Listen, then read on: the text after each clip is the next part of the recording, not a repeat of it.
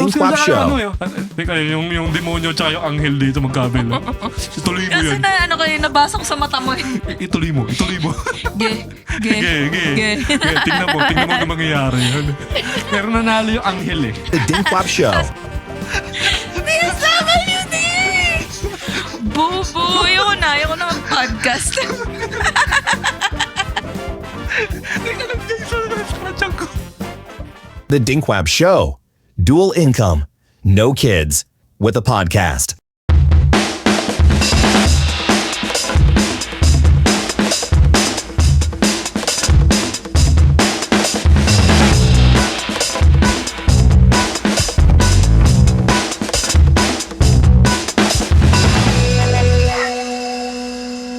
Hello guys and welcome to another episode of the Dink Wap Show. Munti ko na sabihin we can wind down Nakalimutan mo. podcast. Welcome to the Dink Wap Show. And this is your host Rem. And Alvia. And may nabitin tayong tanong nung last episode. So we were discussing na yun nga, we are dinks, dual income, no kids. So we decided to not have kids and have, build our lives with couple of incomes, no? Income streams, yung trabaho natin. Sino yung couple? Nakainis. Obviously, ang this galing ko, is no? not scripted. Napaka... Poetic. Oh yes. Ako yung Jose Rizal ng J-Reez. podcasts. Wow, The J-Reez. Inun. Pero yun nga. Kainis. So we decided not to have children. We decided not to have biological children. So that's we should put an emphasis on that. But in the future, kunwari, okay na tayo, no? And we feel na baka gusto natin magkaanak. Are you open or are we open to having or to adopting children? Nakakapunin natin. Nakakainis. Ang seryoso ng topics pero napakawalang kwenta natin. Hindi, para lighthearted lang. No? Kunwari, maganda to mga ganyan na technique. Para, kunwari, magagalit na yung nakikinig. Tapos, napaka-cringe. Cringy. Lalo nagalit. Pero anyway, to answer your question, tapos bago tayo kung saan na naman mapunta. I think yes. Probably. Kasi, pag-usapan naman na natin yung before, that's always an option. Kasi nga, biological clock and everything. And I also have PCOS. And my history of fertility issues with my mom. So probably, ako din. Or whatever. And yun nga, with PCOS and everything. Explain mo nga yun. Para explain natin kung ano yung Hindi ko PCOS. pa nga sinasagot yung tanong. May isa ka pang sige, tanong. After nito. may follow-up Grabe question naman. agad. Siyempre, ganun tayo kabibo. Hindi. Anyway, sige, doon na tayo sa PCOS. So, siya? Polycystic ovary syndrome. Okay. But it's kind of a misnomer kasi wala namang cyst. Kaya natatakot yung ibang Parang tao. gano'n. Although yung iba pa yatang condition din, yung may cyst talaga. Pero yung sa akin, para siyang, imagine mo yung ovary mo, tapos para siyang may asteroid cloud. Asteroid cloud, teka. May parang bits dun sa gilid. I will imagine. Teka. Hindi ko nga rin pala alam kung Hindi ano mo yung namin asteroid siya cloud. ng ovary. Tsaka asteroid Hindi, cloud. asteroid cloud. Hindi ko alam. Basta may para siyang may clouds. Hindi ko alam. Basta may mga something dun sa, pag in-ultrasound yung ovary mo, may parang nakapalibot sa kanyang something. So basically, iba-iba siya sa severity and iba-iba din sa babae. But basically, it whacks up your hormones. So yung iba, yung sa akin kasi thankfully mild, but it's both ovaries. So parang very common siya, like 80+% of women have it to some degree. Oo nga eh. So yung iba, yung mga extreme case, yan yung mga twice a year lang nagkaka-period. May ganon. Oh. Talagang ganon sa akin kasi medyo irregular lang siya. Tapos akala ko tumatanda lang ako. Parang ganon. Kasi first time ko nagdi-dysmenorrhea. And never yung nangyari sa akin. Yung mga lalaki, Sumasakit yung puson. Okay, Super sakit yung puson. So, tas nagkakaroon din siya yung mga acne breakout, mga gano'n. May mga weird stuff sa katawan mo. So anyway, yun. Hindi ako doktor, so... Pero kung 80% of women have it, have it to some degree. yun na nga parang PCOS is Very actually common. the norm. Hindi siya hindi siya abnormal, no? The sidebar, kaya ako nalaman nagka-PCOS ako. Sinamahan ko yung only friend natin na magpa-check up. Dapat pala andito siya eh. Kasi may PCOS siya.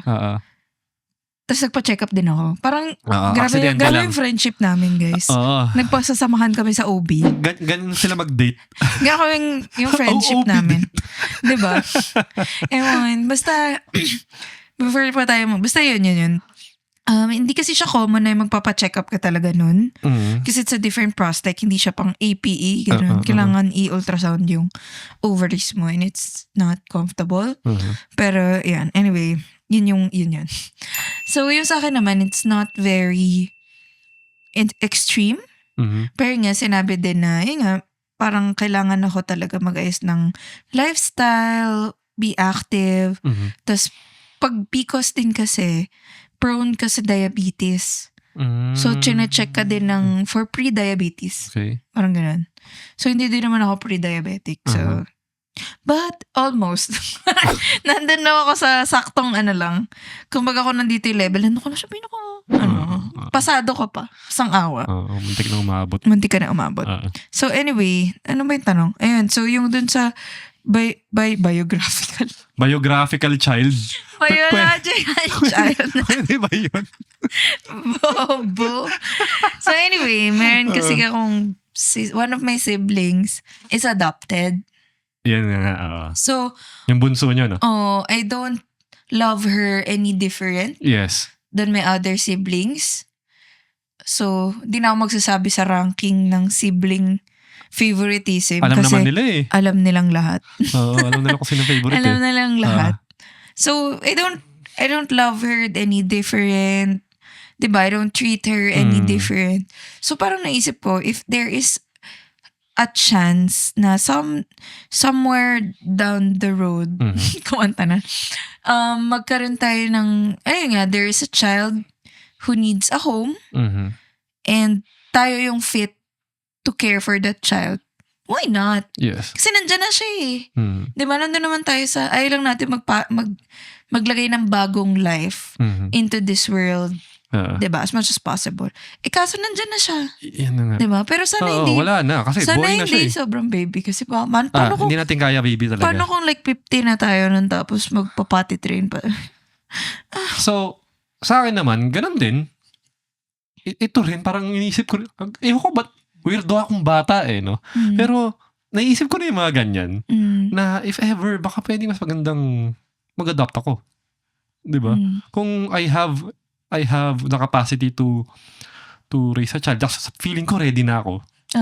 Why not? Instead of having my own child coming from my own blood, no? Muntik na ako ba doon na sa iwa?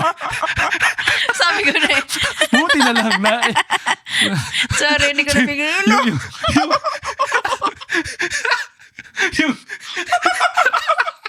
Yung ano ko. Yung tapos ko siya kaya yung demonyo tsaka yung anghel dito magkabila. Ituloy mo yan. Kasi na nabasa ko sa mata mo eh. Ituloy mo. Ge. Tingnan mo na mangyayari yan. Pero nanalo yung anghel eh. Kaso natawa ko eh. Alam ko kung ano yung gusto mo sabihin eh. Pero anyway. Buti na lang medyo R18 naman na itong podcast na to. Okay lang. Okay, never na ba dulas? Sama eh. Huwag naman, let's keep it PG. Hindi, nawala tuloy ako. Pero, ayun nga, instead of galing sa akin, basta gets nyo na yun. Meron nanditong nangangailangan eh. May bata na rito na inabandon na. Or either inabandon na or na anong tawag doon? Yung sabihin natin pumano yung parents, anong tawag doon? Basta yun. Basta nawala na parents. Naulila. Ano nangyari? What's wrong? Ano ka, J-Riz ng podcast? What's wrong with me? Nagbakasyon lang tayo na nawala ka ng bokabularyo. Pero English, Tagalog. Sabi nga nila, New Year. Kapampangan na lang. New Year, new me. Ito yung bagong ako. I have no words. Literally. It all goes down from here. Pero, Ayun. ayan nga. Ito may nangangailangan. If I have the capacity to help this child, tapos I have that opportunity to change the course of their life. Paano kung hindi mapabuti yung bata na inampun mo? Ay, kasalanan ko na yun. So, hindi ka naman nakatulong? Pero ano yun? Kung if ever na feeling ko kaya na. Tsaka, ewan ko, sa Pilipinas ba, mahigpit ba assessment? Kapag sa mga nag-aampon? Yung sa amin kasi, inano kami, like yung, sasabihin ko na naman, DepEd. Bobo. Nakainis. Third episode in, talaga wala. Matalino naman tayo. Oo, kaso anong oras Di na? naman DPWH, di ba? Ha? DSWD! Ano tayo mag-aampo na highway? Nakwenta. Ayoko na. Uy, natulog na tayo. DSWD! Bobo. Ayoko na mag-podcast. Teka lang guys, sa klansyang ko. Nag-aampon tayo highway. Nang kwenta. Ngayon pa tayo nagbiya. Bubuo ng flyover. Hindi mo din na maalam. Tinitingnan mo. Nakatingin ka din sa akin na sinabi ko, di nag-a-agree ka. Hindi. Naiyak na ako. Sabi ko, tama ba yung narration ko? Umiyak na ako. Ang kalat na episode na to. Naubos na naman yung time natin. Anyway, DSWD! So, DSWD, pumunta sila sa amin. Siyempre, in-interview lahat ng members of the family. Maayos na, hindi naman tayo mag-aampon ng highway. Tapos, yun nga, syempre, assess like yung capacity nyo, no? Financially, emotionally. Lahat kami kinausap. Lahat may interview. Tapos, syempre, check nila yung bahay nyo. Kung, ano mo yun, kung livable, mga ganyan. Tapos, syempre, lahat kasi dapat, syempre, kung mag-aampon kayo, lahat kayo agree. Parang ganun. So, lahat kasi kahit ganun yung... pala yun, no? Ilang taon ba ako nun? College na ako nun. Siya, no? Oo, college ako nun. Tapos may younger siblings pa ako, so high school sila. Pati sila in-interview eh. Oo na. Hindi na makaget over. Move on din, maubusan na tayong time. Okay, go. So, may mga, yun yung alam ko na process. I don't know kung nagbago na siya or iba yung circumstances nung sa family ko. Pero ganun yung alam kong way. Pero alam ko kasi yung sa amin, basta iba yung, di na ako mag-dive in sa ano. Pero usually kasi may na-match sa'yo. Sila yung pipili. Bawal ka daw pumili ng bata. No? Hindi ka tulad sa pelikula. Sa amin kasi nag-foster kami muna. Nag-foster kami bago siya in-adopt. Anong pagkakaiba ng fostering sa adoption? Sa pagkakaintindi ko kasi foster, syempre temporary. So, parang ano ka lang, for some time. What's the purpose of that kaya, no? Yung iba kasi, ano nga yung, hindi ko alam hindi ako psychologist or ano ba yun, mga ganun, community worker or something. Pero parang minsan kasi, sige, hindi ko alam yung sa bata, pero sa aso, ginagawa din yun. Kasi for example, kakakuha lang sa street or whatever. Tapos parang kailangan lang may magte-take care temporarily hanggang gumaling or hanggang mag-adjust siya to a home environment. Parang ganun. Train. Oo, parang ganun. Di ba nakakagulo kaya sa bata yun, no? Di ko sure. Sabagay, di tayo expert. Ganda sana kung may makausap tayo. Baka makipag-usap na lang kayo sabi ko nga, DPWH yung kumausap sa amin. Sobrang mali. Huwag kayong makikinig sa amin, guys. Sobrang mali yung... So, wala kaming kwenta. So, yun na yun. So, anyway, yun lang. I know it's not again the norm para sa mga tao. Syempre may stigma around it. But, well, ganun yung paniniwala. Isa pa yan. Sige, dive tayo dun sa stigma. Kasi, ayan nga, di ba? Lagi nga akong inuudyokan dati ng nanay ko na mag-anak. Even before ako ikasal. No? Like ko na sinasabi kasi hindi ko rin naman pinlano na ikasal talaga eh. Parang, I was really set on being single for the rest of my life. Pero, ayun, nangyari. Andiyan ka naman. Wala eh. Sumulpot ka eh. Wala Yung eh. gwapo ko eh. So, Sige. yun na din. Sige. Yeah. Kawawa naman yung mga nakikinig sa audio. Ay, hindi pala. Maswerte pala sila. Hindi na nakikita. Hindi na nakikita yung mga nangyayari. Pero, ayun nga. Inuudyakan niya ako. So, sasabihin ko, ba't ako mag-aanak? Pwede naman ako mag-ampon. Tapos sasabihin niya sa akin, sira! Iba pa rin pag sa'yo. At saka, meron pa isa eh. Yung, Hindi mo kadugo. iba pa rin pagka, ay hindi ganun eh. Medyo harsh eh. Hindi mo alam Kusang galing. kung saan galing yan. Oh. No? And all the connotations around it na baka lumaking masama Oh. at baka anong gawin sa'yo. I mean, bata yan. Kaya kahit saan naman galing yun, bata yun. Bata yan. Ano pinag-iisipan yung ng ganyan? Sa ano to eh, dahil sa mga teleserye. Sa mga pelikula. Kakanood mo ng ano niyan eh. Gawa nga tayong episode about it, di ba? Kasi although napag-usapan natin to dati about nature and nurture eh. Pero, di ba, sa akin, anong pinagkaiba nun? Una, ganito yan pang asawa mo, kadugo mo. Di ba? Minahal mo yung tao niya, di mo naman kadugo. Anong kaibahan nun sa bata? Yeah. Di ba? Anong kaibahan nun sa bata? At saka, napakaganda rin nung nangyari sa atin kasi, at least for me, kasi yung family nyo nga, you had an adopted sister.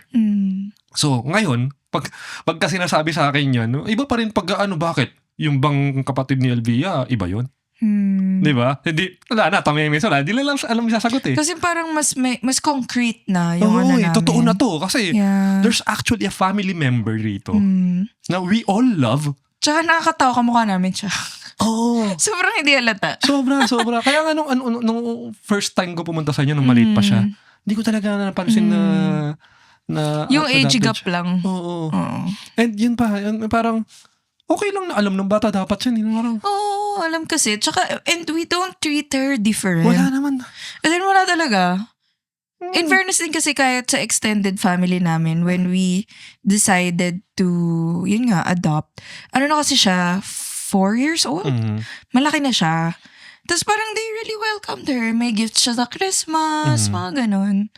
So, she's not treated any different talaga than any other family member. Hindi din naman siya treated more special. Kasi minsan di ba parang nakaka-damage din naman. Medyo baliktad naman. Sakto lang. Sobrang parang special naman. Normal lang. Talaga. Binubuli, ganyan. Nutusan ko man tubig. Di ba? Ganun. Kung ano lang treatment mo sa anak mo. Mahirap o kasi sa kapatid like, mo. Ganun yun lang. nga kasi pag hindi mo alam, like for people who don't know, haven't experienced it, syempre ano ba yung basis mo? Kaya nga eh. Diba wala din? Sabi nga, di ba, meron yung napanood tayo sa TikTok dati eh. Parang, inaasar siya ng mga niya. Naampon kasi siya. Ampon kasi siya eh. Ampon ka lang kasi. Pero ang ganda ng comeback niya eh. Na, sabi niya, ako pala. Wala na talaga. Okay, ulit. Okay. Para pwede pang soundbite. Yes. Okay, ganyan. Okay, back to start. Pinili ako ng nanay ko. Ikaw, wala siyang choice. Pwedeng aksidente ka. Parang ganun. So, di ba? So, I feel na, I believe na the love that you choose, in spite of hindi mo siya kadugo, for me, that's the purest form of love. Wala kang kahit anong obligation to love that person. Pero, pinipili mo. Diba yung video before si Jimmy Alapag tsaka yung wife niya? Yes. May maganda din ang story nila eh. Pero meron din sila na feel nila, yung panganay nila adopted. Na feel nila, nakita nila yung bata in the orphanage. They felt he was their son. Parang ganon. So, baka may ganon din. Yeah. So guys, sana, sa mga nanonood nito, mabago yung tingin nyo sa mga sa adoption. And if ever, na you have the capacity to actually adopt another person, a child. No? Another person. Another person. 20 anos. Ano ba? Sobrang ang dami ko ikakatit sa ano na to. Kainis. Pero, You know, if you have the chance to open up your home, open up your heart yes. to a child who needs a family, who needs parents, maybe it's something you can think Yes. about. Lalo na dun sa mga, kunwari, actually, ituloy natin to sa next episode. Kasi ano na naman tayo. Ubus na naman tayo eh. Anyway, thank you again for tuning in to the Dinkwap Show, and we'll see you on the next episode. Bye. Bye! You were listening to The Dinkwap Show.